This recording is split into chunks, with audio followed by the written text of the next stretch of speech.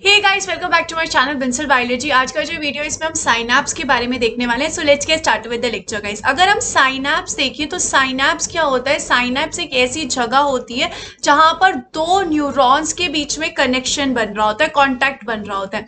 जैसे कि आप इस कंडीशन में देख सकते हैं, यहाँ पर ये पहली न्यूरॉन है और यहाँ पर ये सेकेंड न्यूरॉन है। इन दोनों के बीच में यहाँ पर जहां पे कॉन्टैक्ट बन रहा है, इस रीजन को हम क्या बोलेंगे? इस रीजन को हम बोलेंगे साइनैप्स। अब जरूरी नहीं है कि यहाँ पर दोनों न्यूरॉन्स भी हो, ऐसी कंडीशन भी हो सकती है कि यहाँ पर पहले न्यूरॉन प्रेजेंट है और उसके बाद यहाँ पर एक इफेक्टर सेल प्रेजेंट है। इफेक्टर सेल का मतलब क्या हो सकता है? जैसे कि समझे, मैंने कहा यहाँ पर कोई मसल सेल प्रेजेंट है, तो यहाँ पर इस पॉइंट को जहां पर इन दोनों के बीच में इंट्रैक्शन हो रहा है, इस पॉइंट को भी हम क्या बोलेंगे? साइनैप्स बोलेंगे। तो साइनैप्स यहाँ पर क्या होता है? एक ऐसा पॉइंट होता है, एक ऐसा लोकेशन होती है जहां पर दो सेल्स जो है, जिनमें से एक न्यूरॉन होगा, दूसरा न्यूरॉन हो सकता है या फिर एक इफेक्टर सेल हो सकता है, वो दोनों एक दूसरे के साथ क्या कर रहे हैं? कॉन्टैक्ट कर रहे हैं, कम्युनिकेशन कर रहे हैं। अब अगर हम यहाँ पर देखें, यहाँ पर जो ये पहले वाला न्यूरॉन है, इसको हम यहाँ पर इस वाले रीजन को बोलेंगे pre synaptic neuron. Pre synaptic neuron है, यानी कि ये पहली वाली न्यूरॉन है। और वहीं जो बाद वाली न्यूरॉन होगी, इसको बोला जाएगा पोस्ट साइनैप्टिक न्यूरॉन। पहली वाली न्यूरॉन को क्या बोलते हैं हम? प्री साइनैप्टिक न्यूरॉन, और बाद वाली न्यूरॉन को बोलेंगे पोस्ट साइनैप्टिक न्यूरॉन। अब यहाँ पर ये जो साइनैप्स होते हैं, जो सिनैप्स होते हैं, ये भी डिफरेंट डिफरेंट टाइप के हो सकते हैं। जैसे कि अगर मैंने यहाँ पे कहा, जो सबसे कॉमन होता है वो होता है एक्सोडेंड्राइटिक साइनैप्स। इसमें क्या होता है? जैसे कि समझे, पहले हमारे पास इस तरीके से एक न्यूरॉन प्रेजेंट है, इस न्यूरॉन का यहाँ पर क्या आ चुका है? एक्सॉन आ चुका है। इस तरीके से यहाँ पर ये एक्सॉन है, ये दूसरे वाले न्यूरॉन के डेंड्राइट के साथ कनेक्टेड है। तो इस तरीके के साइनैप्स को हम क्या बोलेंगे? एक्सोडेंड्राइटिक साइनैप्स बोलेंगे। वही एक और तरीके का साइनैप्स होता है, दैट इज एक्सोनिक साइनैप्स, जिसमें आप देख सकते हैं एक न्यूरॉन का एक्सॉन दूसरे न्यूरॉन के एक्सॉन के साथ ही साइनैप्स बना रहा है, तो इसको क्या बोला जाता है? Axonic synapse. तीसरा साइनैप्स होता है एक्सोसोमैटिक साइनैप्स। इस कंडीशन में एक न्यूरॉन का जो एक्सॉन है वो दूसरे न्यूरॉन की सेल बॉडी के साथ, जिसको सोमा भी कहा जाता है, उसके साथ यहाँ पर साइनैप्स बना रहा है। तो मैंने यहाँ पर आपको क्या कहा कि जो साइनैप्स होता है वो तीन तरीके का हो सकता है। सबसे पहला जो है वो सबसे कॉमन होता है, दैट इज एक्सोडेंड्राइटिक साइनैप्स। एक्सोडेंड्राइटिक साइनैप्स किसके बीच में होता है? मैंने कहा यहाँ पर पहले वाले एक्सॉन, पहले वाले न्यूरॉन के एक्सॉन का और दूसरे वाले न्यूरॉन के डेंड्राइट्स के साथ बना है। दूसरा यहाँ पर क्या हो सकता है? दूसरा यहाँ पर हो सकता है एक्सोनिक, यानी कि दोनों के एक्सॉन्स आ रहे हैं यहाँ पर साइनैप्स को बनाने के लिए। और तीसरी कंडीशन यहाँ पे हो सकती है एक्सोसोमा। एक्सोसोमा में क्या है? पहले वाले न्यूरॉन का एक्सॉन आ रहा है और दूसरे वाले का सोमा आ रहा है। सोमा का मतलब क्या होता है? Cell body. तो इस तरीके से यहाँ पर तीन तरीके के साइनैप्स हो सकते हैं, डिपेंडिंग अपॉन कि किस तरीके की लोकेशन है, किस तरीके का कम्युनिकेशन है। अब अगर हम यहाँ पर साइनैप्स को देखें तो साइनैप्स फर्दर टू टाइप्स के भी हो सकते हैं, ऑन द बेसिस ऑफ कि वो किस तरीके से अपना जो मैसेज है वो आगे पास कर रहे हैं। एक होते हैं इलेक्ट्रिकल साइनैप्स और दूसरे होते हैं केमिकल साइनैप्स। फर्क क्या है इलेक्ट्रिकल साइनैप्स में और केमिकल साइनैप्स में? आइए हम एक एक करके समझते हैं। सबसे पहले अगर हम यहाँ पर देखें, इलेक्ट्रिकल साइनैप्स में क्या चलता है, आप यहाँ पर देख सकते हैं ये वाली जो न्यूरॉन है, ये कौन सी है? ये प्री साइनैप्टिक न्यूरॉन है और ये वाली न्यूरॉन है पोस्ट साइनैप्टिक न्यूरॉन। आप इन दोनों के बीच में देख सकते हो जंक्शंस प्रेजेंट है, जिनको बोला जाता है गैप जंक्शन। तो यहाँ पर इस गैप जंक्शन के थ्रू जो मैसेज है, जो एक्शन पोटेंशियल है, वो पास किया जाएगा। यानी कि यहाँ पर इन दोनों के बीच में एक ब्रिज की तरह फॉर्मेशन हो रखी है, तो आराम से जो मैसेज है वो पास हो सकता है। ये जो गैप जंक्शंस होते हैं किसके बने होते हैं? कनेक्शंस प्रोटीन्स के यहाँ पर ये बने हुए होते हैं। तो यहाँ पर जो कनेक्शंस होते हैं वो इनकी सिंथेसिस करते हैं, जिसके थ्रू यहाँ पर मैसेजेस पास हो सकते हैं। इसके थ्रू यहाँ पर आयंस पास हो सकते हैं, इस तरफ यहाँ पर आयंस आराम से पास हो सकते हैं, कोई दिक्कत वाली बात नहीं होगी। तो इलेक्ट्रिकल साइनैप्स जो होता है एक फास्टर कम्युनिकेशन का वे होता है, इसमें मैसेजेस फास्ट जाते हैं और ब्रिज के थ्रू यहाँ पर आयंस के ट्रांसपोर्ट हो सकते हैं इलेक्ट्रिकल साइनैप्स में। वहीं अगर हम केमिकल साइनैप्स को देखें तो केमिकल साइनैप्स में प्री साइनैप्टिक न्यूरॉन और पोस्ट साइनैप्टिक न्यूरॉन के बीच में एक स्पेस प्रेजेंट होती है जिसको बोलते हैं साइनैप्टिक क्लेफ्ट। यहां पर क्या प्रेजेंट होती है, एक साइनैप्टिक क्लेफ्ट प्रेजेंट होती है, किसमें, केमिकल साइनैप्स में, जिसकी वजह से जो मैसेज है वो यहां से यहां जाएगा पहले, फिर ये यहां से यहां आएगा। ये जो साइनैप्टिक क्लेफ्ट है फ्लूइड से भरा होता है और इस फ्लूइड को हम बोलते हैं इंटरस्टिशियल फ्लूइड। तो यहाँ पर मैसेजेस इतने इजीली ट्रांसपोर्ट नहीं हो सकते जितने इजीली इलेक्ट्रिकल साइनैप्स में हो सकते हैं। यहाँ पर ये जो साइनैप्टिक क्लेफ्ट होता है ये यहाँ पर 20 से लेकर 50 नैनोमीटर के मीटर जितना हो सकता है, यानी कि इतना बड़ा हो सकता है। तो दो न्यूरॉन में अच्छी खासी स्पेस है तो मैसेज को आपको ट्रांसपोर्ट भी करवाना पड़ेगा। तो इस कंडीशन में यहाँ पर क्या होगा, जो प्री साइनैप्टिक न्यूरॉन है उसके पास कुछ न्यूरोट्रांसमीटर्स प्रेजेंट होते हैं। न्यूरोट्रांसमीटर्स क्या होते हैं, छोटे छोटे मॉलिक्यूल्स होते हैं। न्यूरो मतलब समझ में आ रहा है, नर्वस सिस्टम में ट्रांसमिशन यानी कि ट्रांसमिट कर रहे हैं कुछ। तो ये सबसे पहले क्या किए जाएंगे, साइनैप्टिक क्लेफ्ट में रिलीज किए जाएंगे। फिर यहाँ पर ये जो पोस्ट साइनैप्टिक न्यूरॉन है इसके पास इनका रिसेप्टर मॉलिक्यूल प्रेजेंट होगा। ये जो रिसेप्टर मॉलिक्यूल है वो इस न्यूरोट्रांसमीटर्स को रिसीव करेगा और उसके बाद मैसेज जो है वो पोस्ट साइनैप्टिक न्यूरॉन तक पहुंचेगा। जैसा कि आप इस डायग्राम में देख सकते हैं, यहाँ पर ये न्यूरोट्रांसमीटर्स थे, इनको रिलीज किया गया है साइनैप्टिक क्लेफ्ट के अंदर। फिर यहाँ पर रिसेप्टर्स प्रेजेंट है, इन रिसेप्टर्स ने इन मैसेजेस को लिया और आगे फिर पोस्ट साइनैप्टिक न्यूरॉन को ये मैसेजेस पास किए।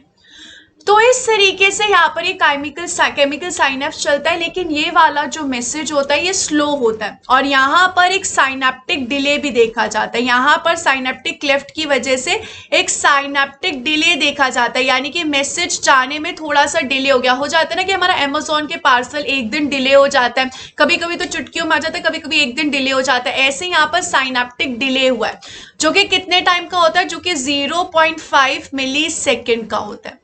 तो इस तरीके से यहाँ पे डिले हो जाता है एक साइनैप्टिक क्लेफ्ट की वजह से। अगर मैं आपको यहाँ पर बताऊं यहाँ पर किस तरीके से मैसेज पास किया जाता है, ट्रांसमिशन किया जाता है, हम ध्यान से समझने की कोशिश करते हैं। समझे, इस तरीके से हमारे पास प्रेजेंट है प्री साइनैप्टिक न्यूरॉन। इस तरीके से हमारे पास ये कौन सी न्यूरॉन है, this is pre synaptic neuron.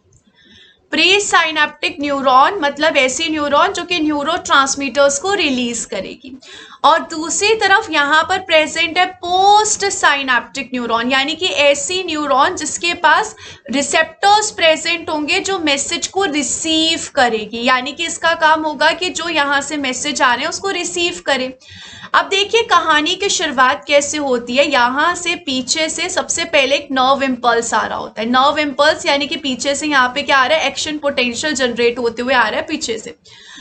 एक बार यहाँ पर जब एक्शन पोटेंशियल पहुंचेगा इस हिस्से में, इस हिस्से को यहाँ पे क्या बोला जाता है, साइनैप्टिक बल्ब बोला जाता है।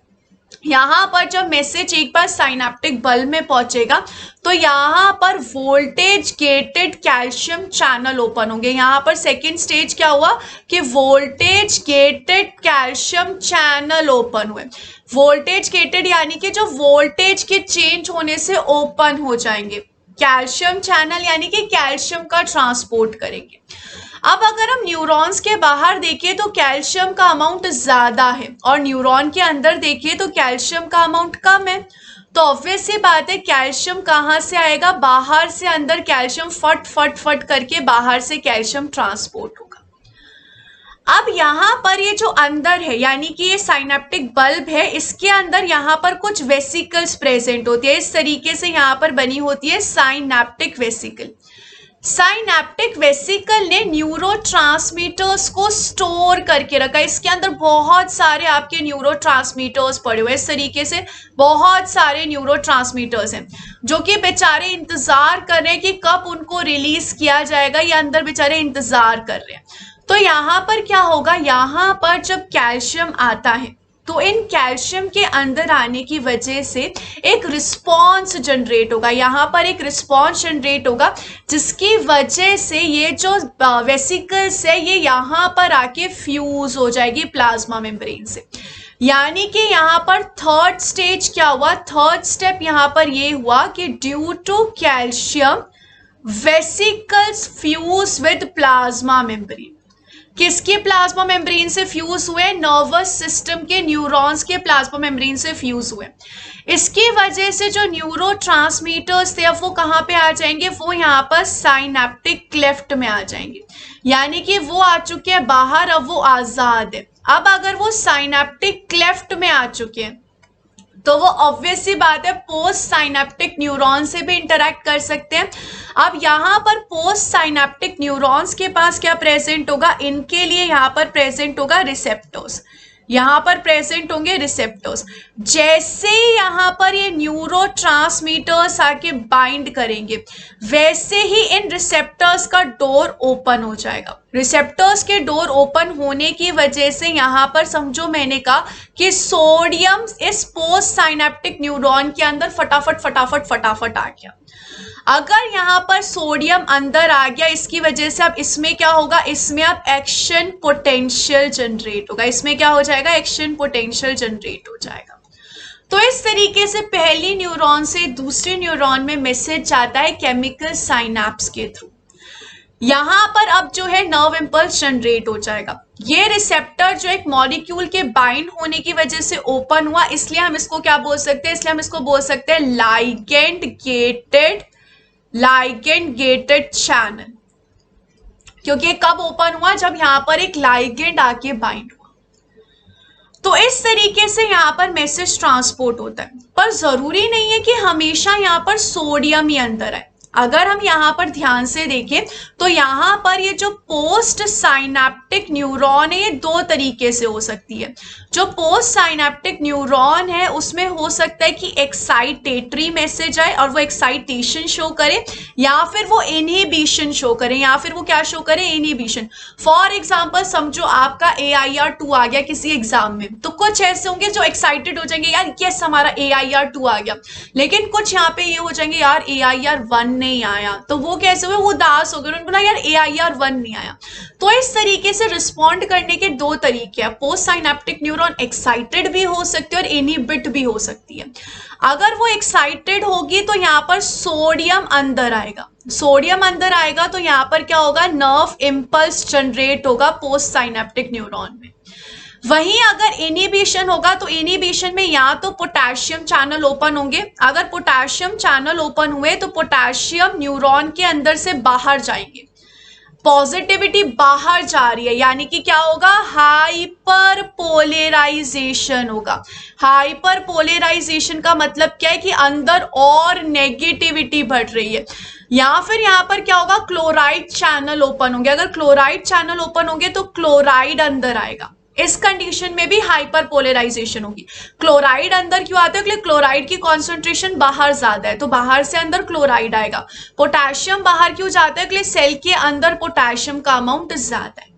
इन सभी कंडीशन में हाइपर पोलराइजेशन होगा और इनहिबिशन होगा। यहाँ पर क्या होगा, यहाँ पर इनहिबिशन होगा, और एक्साइटेशन में सोडियम अंदर आएगा, जिसकी वजह से यहाँ पर नर्व इम्पल्स जो है वो जनरेट होगा। तो post synaptic neuron different ways से यहाँ पर रिस्पॉन्ड कर सकती है।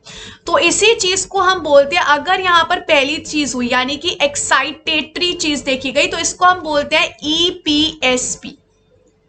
EPSP का मतलब क्या होता है, एक्साइटेटरी पोस्ट साइनेप्टिक पोटेंशियल। यहां पर क्या होगा, एक्साइटेटरी पोस्ट साइनेप्टिक पोटेंशियल, यानी कि यहां पर क्या होगा, नर्व इम्पल्स जनरेट होगा। वहीं अगर इनहिबिशन होगा तो उसको हम IPSP बोलेंगे, इनहिबिटरी पोस्ट साइनेप्टिक पोटेंशियल, क्योंकि इसमें हाइपर पोलराइजेशन हो गया। अब अगर हम यहाँ पर देखें, यहाँ पर जो ये रिसेप्टर्स मैंने अभी आपको 1 मिनट पहले बताए थे, ये रिसेप्टर्स भी दो तरीके के हो सकते हैं। जो पोस्ट साइनेप्टिक न्यूरॉन पे रिसेप्टर्स प्रेजेंट है, these receptors can also be of 2 types. किस तरीके के हो सकते हैं, आइए हम देखते हैं। एक यहाँ पर रिसेप्टर्स हो सकते हैं जिनको हम बोलते हैं आइनोट्रॉपिक रिसेप्टर। आइनोट्रॉपिक रिसेप्टर का काम क्या होता है, जैसे कि वो खुद से अपने सारा काम कर सकते हैं। कहने का मतलब है, जैसे कि समझिए यहाँ पर ये प्री साइनेप्टिक न्यूरॉन है, इसके बाद यहाँ पर पोस्ट साइनेप्टिक न्यूरॉन है। पोस्ट साइनेप्टिक न्यूरॉन पे ये वाले रिसेप्टर्स प्रेजेंट है। अब यहाँ पर क्या हुआ, यहाँ पर इस तरीके से न्यूरोट्रांसमीटर आके बाइंड हुआ और इसी रिसेप्टर ने यहाँ पर आयंस को अंदर ट्रांसपोर्ट करवा दिया या बाहर ट्रांसपोर्ट करवा दिया। यही यहाँ पर क्या करवा रहा है, आयंस को अंदर बाहर ट्रांसपोर्ट करवा रहे हैं। तो इस तरीके के रिसेप्टर को हम बोलते हैं आइनोट्रॉपिक रिसेप्टर। वहीं दूसरा एक और रिसेप्टर प्रेजेंट होता है जिसका नाम होता है मेटाबोट्रॉपिक रिसेप्टर। क्या नाम है, मेटाबोट्रॉपिक रिसेप्टर। ये जो रिसेप्टर होता है थोड़ा सा अलग होता है, आप समझ सकते हैं कि थोड़ा सा आलसी है, समझ लीजिए, खुद का पूरा काम नहीं करेगा। कहने का मतलब है जैसे कि समझे यहाँ पर ये प्री साइनेप्टिक न्यूरॉन थी, इसके बाद यहाँ पर पोस्ट साइनेप्टिक न्यूरॉन है। इस पोस्ट साइनेप्टिक न्यूरॉन के पास सेम इस तरीके से यहाँ पर ये रिसेप्टर प्रेजेंट था। इस रिसेप्टर पे यहाँ पर न्यूरोट्रांसमीटर आके बाइंड हुआ, लेकिन फिर इस रिसेप्टर ने खुद यहाँ पर ट्रांसपोर्ट नहीं किया आयंस का। इस रिसेप्टर ने इस मैसेज को किसी और चैनल को दिया और उस चैनल ने यहाँ पे ट्रांसपोर्ट किया है आयंस का। तो इसने पूरा काम खुद से नहीं किया है। अच्छे से समझने की कोशिश करते हैं हम कैसे यहाँ पे कहानी चलती है। समझो यहाँ पर मैंने कहा जो ऊपर वाला है वो कौन सी कंडीशन है, वो यहाँ पर है आइनोट्रॉपिक कंडीशन। आप आइनोट्रॉपिक कंडीशन में देखो, ये जो है न्यूरोट्रांसमीटर आके बाइंड हुआ। एक बार न्यूरोट्रांसमीटर आके बाइंड हुआ तो इसने खुद ने आयंस का ट्रांसपोर्ट कर रहा है, खुद आयंस का ट्रांसपोर्ट कर रहा है। दूसरी तरफ यहाँ पर मेटाबोट्रॉपिक में क्या हुआ, यहाँ पर इधर न्यूरोट्रांसमीटर आके बाइंड हुआ। न्यूरोट्रांसमीटर जब आके बाइंड हुआ तो इसने एक जी प्रोटीन को मैसेज दिया। जी प्रोटीन ने किसी और मॉलिक्यूल को मैसेज दिया, किसी और मॉलिक्यूल ने जाके इस चैनल को एक्टिवेट किया और इस चैनल ने फिर आयंस को ट्रांसपोर्ट किया। तो इस तरीके से यहाँ पर डिफरेंस होता है इन दोनों के बीच। इसी बात को थोड़ा और समझने की कोशिश करते हैं। तो यहाँ पर अगर हम देखें, आप देख सकते हैं एक आइनोट्रॉपिक रिसेप्टर क्या होता है। ये एक न्यूरोट्रांसमीटर रिसेप्टर है जिसके पास न्यूरोट्रांसमीटर बाइंडिंग साइट भी प्रेजेंट होती है। उसी के साथ साथ इसके पास क्या प्रेजेंट होता है, एन आयन चैनल भी प्रेजेंट होता है जिसके थ्रू यहाँ पर आयंस जो है वो ट्रांसपोर्ट हो सकते हैं। इसलिए हम इसको आइनोट्रॉपिक रिसेप्टर को एक लाइगेंड गेटेड चैनल भी कह सकते हैं, जैसा कि अभी मैंने आप लोगों को बताया था। वहीं अगर हम मेटाबोट्रॉपिक रिसेप्टर को देखें तो एक ये न्यूरोट्रांसमीटर रिसेप्टर है। ये क्या करेगा, न्यूरोट्रांसमीटर को रिसीव करेगा, लेकिन इसके पास कोई आयन चैनल नहीं होता है। ये किसी और आयन चैनल को इस कंडीशन में एक्टिवेट करेगा। अब एक्टिवेट कैसे करता है, यहाँ पर ये जो हमारे पास न्यूरोट्रांसमीटर रिसेप्टर है इसके साथ एक जी प्रोटीन प्रेजेंट होता है। या तो ये जी प्रोटीन इस आयन चैनल को एक्टिवेट करेगा और एल्स ये जो जी प्रोटीन है ये किसी और मॉलिक्यूल को एक्टिवेट करेगा जिसको हमने बोल दिया सेकेंडरी मैसेंजर, क्योंकि ये बाद में आया इसलिए सेकेंडरी मैसेंजर। ये जो सेकेंडरी मैसेंजर है ये इस आयन चैनल को एक्टिवेट करेगा जिसके थ्रू आयंस का ट्रांसपोर्ट होगा। तो यहाँ पर क्या बोला है, यहाँ पर बोला है कि इसके पास एक अलग से आयन चैनल प्रेजेंट होता है। When a neurotransmitter binds to a metabotropic receptor, जब एक न्यूरोट्रांसमीटर इस रिसेप्टर से बाइंड करेगा ये जी प्रोटीन के थ्रू ओपन करेगा आयन चैनल को, या फिर ये किसी और सेकेंडरी मैसेंजर को एक्टिवेट करेगा और उसके थ्रू ओपन करेगा आयन चैनल को या फिर क्लोज करेगा। तो इस तरीके से इन दोनों रिसेप्टर्स में डिफरेंस होता है, आप यहाँ पर देख भी सकते हैं। जैसे कि मैंने पहली कंडीशन में यहाँ पर रखा है कौन सा वाला है, आइनोट्रॉपिक है, सबसे पहला वाला आइनोट्रॉपिक, और कैसा है, एक्साइटेटरी है, यानी कि एक्साइट करने वाला है।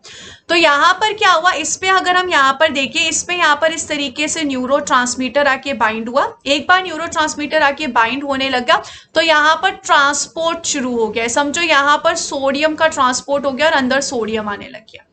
वहीं इनहिबिटरी वाले में क्या हो रहा है, इनहिबिटरी वाले में वंस अगेन यहाँ पर एक न्यूरोट्रांसमीटर आके बाइंड हुआ जिसकी वजह से यहाँ पर क्लोराइड अंदर आने लग गया और यहाँ पर क्या हो गया, यहाँ पर इनहिबिशन हो गया। नीचे वाला अगर हम देखें, नीचे वाला है मेटाबो वाला। इस कंडीशन में क्या हुआ, इस कंडीशन में इससे यहाँ पर इससे आके बाइंड हुआ एक न्यूरोट्रांसमीटर, इसने जी प्रोटीन को एक्टिवेट किया जिसने यहाँ पर डोर खुलवाया जी प्रोटीन ने, और यहाँ पर पोटेशियम बाहर जा रहा है। पोटेशियम बाहर जा रहा है तो कौन सा होगा, वेरी गुड, तो यहाँ पर होगा इनहिबिटरी। क्लोराइड अंदर आ रहा है या फिर पोटेशियम बाहर जा रहा है, दोनों ही कंडीशन में इनहिबिटरी होता है। तो इस कंडीशन से यहाँ पर क्या प्रेजेंट होता है, इस कंडीशन से यहाँ पर डिफरेंस होता है आइनोट्रोपिक का और मेटाबोट्रोपिक का। मेन डिफरेंस क्या है कि आइनोट्रोपिक के पास खुद का आयन चैनल है, मेटाबोट्रोपिक किसी और को एक्टिवेट करता है। ये यहाँ पर मेनली डिफरेंस होता है। अब यहाँ पर सवाल ये आता है कि ये जो यहाँ पे न्यूरोट्रांसमीटर्स है इनको हम साइनेप्टिक क्लेफ्ट में तो रख नहीं सकते हमेशा के लिए। ऑब्वियस सी बात है कि ये जो न्यूरोट्रांसमीटर्स है ये हमेशा साइनेप्टिक क्लेफ्ट में नहीं बने रहेंगे, इनको हमें हटाना भी पड़ेगा, नहीं तो मैसेजेस हमेशा चलते ही रहेंगे। तो अब हम यहाँ पर देखते हैं कि किस तरीके से यहाँ पर रिमूवल किया जाता है ऑफ न्यूरोट्रांसमीटर्स का फ्रॉम साइनेप्टिक क्लेफ्ट। देखो यहाँ पर रिमूवल करने के बहुत सारे तरीके हो सकते हैं। जैसे कि पहला हो सकता है डिफ्यूजन।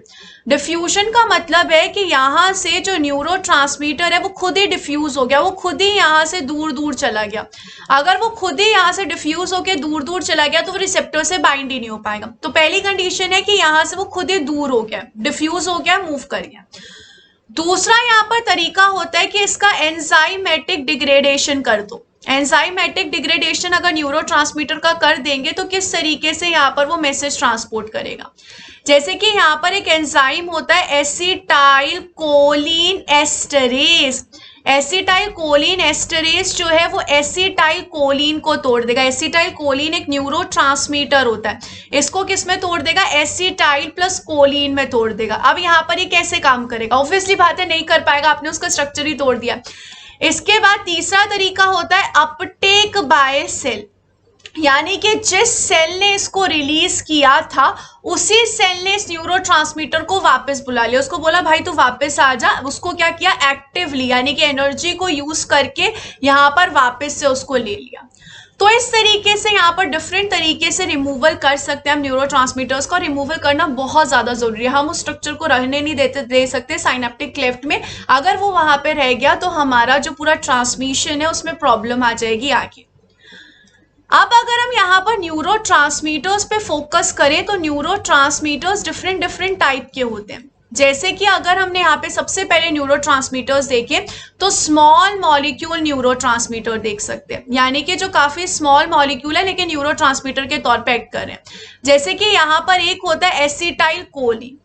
एसिटाइल कोलिन जो है वो इनहिबिटरी भी होता है और वो एक्साइटेटरी भी होता है, यानी कि वो कौन से न्यूरॉन पे जाएगा उसके ऊपर डिपेंड करता है। किसी न्यूरॉन में वो इनहिबिटरी भी एक्ट करता है, किसी न्यूरॉन में वो एक्साइटेटरी भी एक्ट करता है। अगर हम यहाँ पर देखें, यहाँ पर ये पीएनएस में भी प्रेजेंट होता है, that is peripheral nervous system में भी प्रेजेंट होता है, सीएनएस में भी प्रेजेंट होता है, that is central nervous system में भी प्रेजेंट होता है। अगर हम इसके बारे में आगे देखें, एसीएच के बारे में अगर हम आगे देखें तो ये बहुत सारे फंक्शंस करवाने के लिए रिस्पॉन्सिबल होता है। जैसे कि ये प्रेजेंट होता है न्यूरोमस्कुलर जंक्शन में। न्यूरोमस्कुलर जंक्शन का मतलब होता है ऐसा जंक्शन जो कि न्यूरॉन प्लस मसल्स को मिला के बना हुआ है, तो यहाँ पर जाके एक्साइटेटरी काम करता है। उसी के साथ साथ यहाँ पर ये हार्ट बीट को स्लो भी करवाता है। तो अगर ये हार्ट बीट को स्लो करवा रहा है यानी कि इनहिबिटरी है, तो दोनों तरीके से एक्ट कर सकता है, एक्साइटेटरी भी और इनहिबिटरी भी।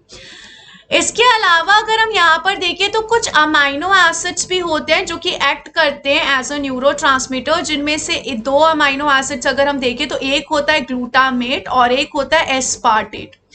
ये दोनों अमाइनो एसिड एक्ट करते हैं एज अ न्यूरोट्रांसमीटर्स के तौर पे।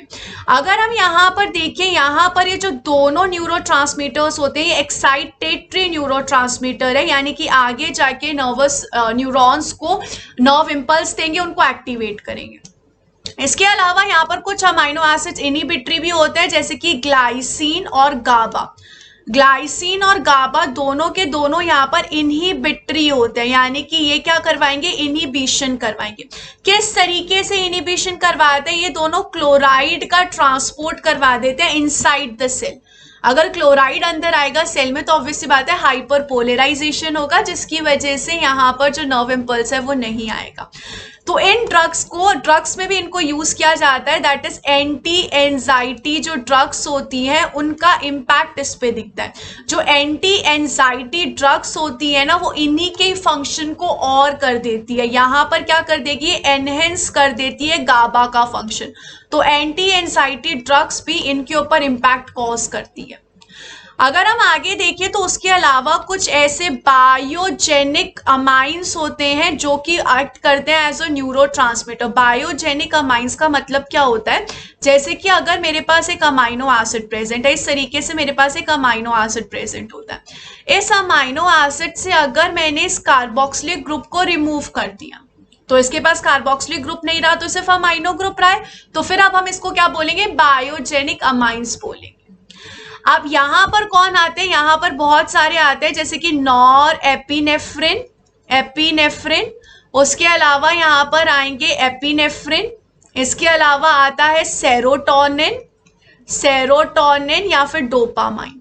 ये सारे के सारे जो मॉलिक्यूल्स हैं ये न्यूरोट्रांसमीटर्स के तौर पे वर्क करते हैं, अलग अलग फंक्शंस इनका होता है। फॉर एग्जांपल अगर हम नॉर एपिनेफ्रिन का फंक्शन देखें तो नॉर एपिनेफ्रिन का काम होता है आपको यहाँ पर ड्रीमिंग करवाना, आपका मूड रेगुलेट करना। तो ये हमारे मूड को रेगुलेट करवाता है, हमें ड्रीमिंग में मदद करता है, हमें यहाँ पर किस में मदद करता है, ड्रीमिंग में मदद करता है। वही डोपामाइन को देखें तो डोपामाइन यहाँ पर इमोशनल रिस्पॉन्स जब आ रहा होता है तब होता है, या फिर जब आपको बहुत प्लेजर लग रहा होता है तब ये आता है, या फिर आपको एडिक्शन होता है किसी कंडीशन में, वो सभी कंडीशन में डोपामाइन आएगा। तो जब इमोशनल बिहेवियर होता है या फिर जब एडिक्शन होता है या फिर जब प्लेजर होता है, उन सभी कंडीशन में यहाँ पर डोपामाइन आएगा। प्लेजर जब होगा, एडिक्शन जब होगा, इमोशनल जब होगा, इन सब कंडीशन में डोपामाइन आएगा। तो इस तरीके से यहाँ पर ये होता है। सेरोटोनिन हमारी बॉडी में टेम्परेचर को रेगुलेट करता है, एपिटाइट को रेगुलेट करता है, मूड को रेगुलेट करता है। हमारे एपिटाइट मतलब हमारे खाने की खाना किस तरीके से हम खाएंगे, इन सब कंडीशन को रेगुलेट करने का काम होता है सेरोटोनिन का। इसके अलावा यहाँ पर एक और मॉलिक्यूल्स होते हैं जिनका नाम होता है प्यूरिन्स। प्यूरिन्स यानी कि क्या, वेरी गुड, एक होता है प्यूरिन्स, एक होता है पाइरिमिडीन। तो यहाँ पर प्यूरिन्स भी होते हैं। प्यूरिन्स में यहाँ पर कौन हो सकता है, एटीपी हो सकता है, एडीपी हो सकता है, एएमपी हो सकते हैं। ये सारे के सारे स्ट्रक्चर्स यहाँ पर न्यूरोट्रांसमीटर के तौर पे वर्क करते हैं। यहाँ पर ये आपको एक्साइटेटरी कंडीशंस में मिलेंगे, ये एक्साइटेशन करते हैं और दोनों ही जगह पे प्रेजेंट होता है। PNS that is peripheral nervous system और CNS that is central nervous system, दोनों में ही प्रेजेंट होते हैं। इसके अलावा अगर हम यहाँ पर देखें तो यहाँ पर कुछ गैसेस भी होती हैं जो एक्ट करती हैं एज अ न्यूरोट्रांसमीटर्स के तौर पे, जैसे कि एक होती है NO that is nitric oxide. अब ये जो न्यूरोट्रांसमीटर्स होते हैं ना, इनको स्टोर नहीं किया जाता, इनको बनाया जाता है, जब जरूरत पड़ती है तब बना लो, जब जरूरत नहीं है तो इनको नहीं बनाया जाता। तो on the basis of demand इनको सिंथेसाइज किया जाता है। नाइट्रिक ऑक्साइड बनती है एक अमाइनो एसिड से जिसका नाम होता है आर्जिनिन, आर्जिनिन से ये बनती है। और ये यहाँ पर कैसी होती है, लिपिड सॉल्यूबल होती है। लिपिड सॉल्यूबल होने की वजह से आराम से प्लाज्मा मेम्ब्रेन को क्रॉस करके इधर से इधर आ सकती है, इधर से इधर जा सकती है नाइट्रिक ऑक्साइड। नाइट्रिक ऑक्साइड हमें ब्रेन में मिलती है, हमारे दिमाग में मिलेगी, स्पाइनल कॉर्ड में भी मिलती है, एड्रीनल ग्लैंड में भी मिलती है। इन सभी जगह से इसको रिलीज किया जाता है नाइट्रिक ऑक्साइड को। तो नाइट्रिक ऑक्साइड मैंने जैसा कि कहा डिफ्यूज हो सकती है आराम से, और आराम से ये क्या कर सकती है, आप तभी इसको सिंथेसाइज करोगे जब आपको जरूरत है, नहीं तो फिर इसको सिंथेसाइज नहीं किया जा सकता। अगर हम यहाँ पर देखें, यहाँ पर ये क्या करती है, यहाँ पर ये रिलैक्सेशन कॉज करवाती है स्मूथ मसल सेल्स की। स्मूथ मसल्स, हमारी जो स्मूथ मसल सेल्स होती है उनको रिलैक्स करवाने का काम होता है नाइट्रिक ऑक्साइड का। नाइट्रिक ऑक्साइड के जैसी एक और गैस भी होती है जिसको बोलते हैं CO। CO का मतलब क्या होता है, कार्बन मोनोऑक्साइड। ये भी सेम, इसको भी स्टोर नहीं किया जाता, जब जरूरत होती है तब इसको सिंथेसाइज किया जाएगा, तो इसको भी स्टोर नहीं किया जाता है। ये भी अगर हम यहाँ पर देखें तो CNS में प्रेजेंट होती है, हमारे ब्रेन में प्रेजेंट होती है, और यहाँ पर बहुत सारे फंक्शन करवाने के लिए रिस्पॉन्सिबल होते हैं, जैसे कि anti inflammation, insulin release, anti inflammation करवाती है। एंटी इन्फ्लामेशन का मतलब क्या होता है कि हमारे इम्यून सिस्टम को शांत करती है।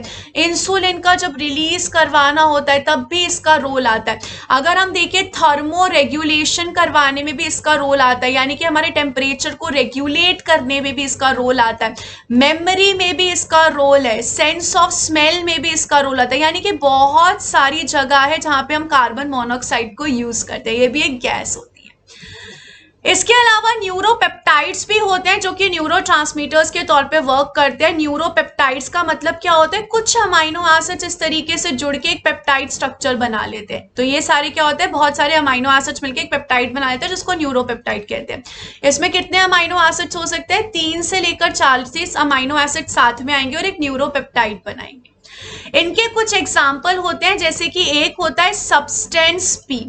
सब्सटेंस पी जो है हमें यहाँ पर पेन को फील करवाता है, इसका काम होता है हमें पेन को और फील करवाना। तो यहाँ पर वो न्यूरॉन्स इसको रिलीज करती हैं जहां पे पेन हो रहा होता है, तो उस कंडीशन में ये आता है। तो यहाँ पर ये किसके साथ जाके बाइंड होगा, ये पेन रिसेप्टर्स के साथ जाके बाइंड होता है और हमें यहाँ पर पेन फील करवाता है। यानी कि ये क्या करवाता है, ये एनहेंस करवाता है, एनहेंस करवाएगा perception of pain, perception of pain. तो हमें पेन फील करवाता है। अगर कोई हमें पेन फील करवा रहा है तो ऑब्वियसली यहाँ पे कुछ ऐसे न्यूरोपेप्टाइड्स होंगे जो इसके एंटागोनिस्टिक होंगे, यानी कि इसके खिलाफ वर्क होंगे। तो यहाँ पर एक होता है जिसका नाम है एनकैफेलिन्स। ये जो होते हैं ये इसके एंटागोनिस्टिक होते हैं, ये पेन को फील नहीं करवाते हैं, यानी कि ये कैसे होते हैं, पेन रिलीविंग होते हैं, हमें पेन से रिलीफ करवाते हैं। जैसे कि कुछ दवाइयां भी आती है ना जो पेन रिलीफ दवाइयां होती है, तो इस तरीके से पेन को रिलीफ करवाते हैं। तो यहाँ पर इस तरीके से पूरी कहानी थी गाइस। आई होप आपको ये बहुत अच्छे से समझ में आ गया होगा। आज के लेक्चर में हमने जितनी भी